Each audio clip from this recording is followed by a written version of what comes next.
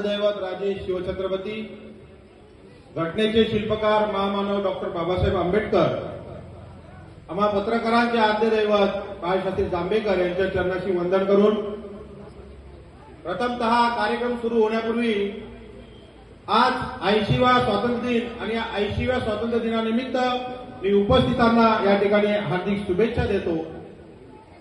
आज या ठिकाणी मुरबाड येथील माऊली गार्डन या सभागृहामध्ये या हॉलमध्ये संघर्ष पत्रकार संस्था व मी ठाणेकर न्यूज चॅनलच्या वतीनं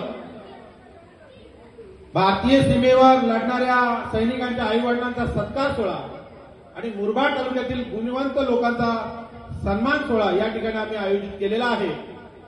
या कार्यक्रमाला उपस्थित असणारे मान्यवर, या व्यासपीठावर सर्व माझे मित्रपरिवार मान्यवर आणि समोर उपस्थित असणारे सर्वांचं मी या ठिकाणी स्वागत करतो। संघर्ष पत्रकार संस्था आणि मी ठाणेकर न्यूज चॅनलचा आजचा हा कार्यक्रम हा खऱ्या अर्थानं मुरबाड येथील माझे तालुका अध्यक्ष नरेशजी माडसे यांनी आयोजित केला आहे आणि दरवर्षी ते आमच्या संस्थेच्या वतीनं हा कार्यक्रम आयोजित करतात। आजचा हा कार्यक्रम त्याच पद्धतीने या ठिकाणी त्यांनी आयोजित केलेला आहे। चांगला असा प्रतिसाद सुद्धा आहे। या ठिकाणी संघर्ष पत्रकार संस्था जी आहे ती ठाणे जिल्ह्यात काम करते। खास करून शहापूर भिवंडी यामध्ये आम्ही चांगल्या पद्धतीने कार्यक्रम घेतो। मुरबाड मध्ये सुद्धा सातत्याने या ठिकाणी कार्यक्रम नरेशजी माडसे यांच्या माध्यमातून आम्ही या ठिकाणी घेतो। जनतेच्या समस्या मांडणं असेल, प्रश्न मांडणं असेल काम माध्यम करत असतात, त्यात पत्रकार अग्रेसर असतात आणि पत्रकारांना सुद्धा काही ठिकाणी हल्ले होतात। तसेच पत्रकारांना सुद्धा अनेक समस्या असतात, मग ती कौटुंबिक समस्या असेल, आर्थिक समस्या असेल आणि या समस्या मिटवण्यासाठी आम्ही संस्था असतील, संघटना असतील या पत्रकारांचं स्थापन करत असतो। त्यातलीच एक संघर्ष पत्रकार संस्था आम्ही स्थापन केलेली आहे।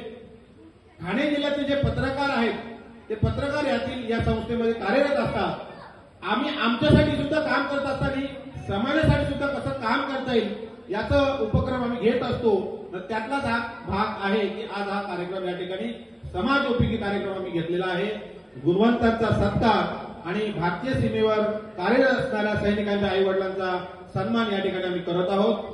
प्रथमतः आमच्या या कार्यक्रमात ज्यांनी ज्यांनी सहकार्य केले त्या सर्वांचा आम्ही आभार व्यक्त करतो। त्याचबरोबर ज्या ठिकाणी सूत्रसंचालन भरत दळवी असतील तिथं काही गुन्हा नसतं, कारण अर्धा कार्यक्रम तेच पार पाडत असतात। अशी परिस्थिती मी सातत्याने बघतो।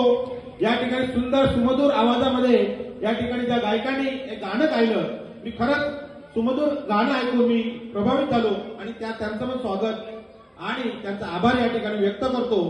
माझ्याकडे बोलण्यासारखं खूप आहे, मात्र मान्यवरांना सुद्धा बोलायचं आणि या ठिकाणी सन्मान सुद्धा करायचा असल्यामुळं मी जास्त काही बोलत नाही। पण जाता जाता एवढं सांगेल की पत्रकार तुमच्यासाठीच लढत असतात, तुम्ही सुद्धा पत्रकारांना कधी काही सहकार्य केलं पाहिजे। एवढं बोलून मी माझे 2 शब्द संपवतो। जय हिंद, जय भारत, जय महाराष्ट्र।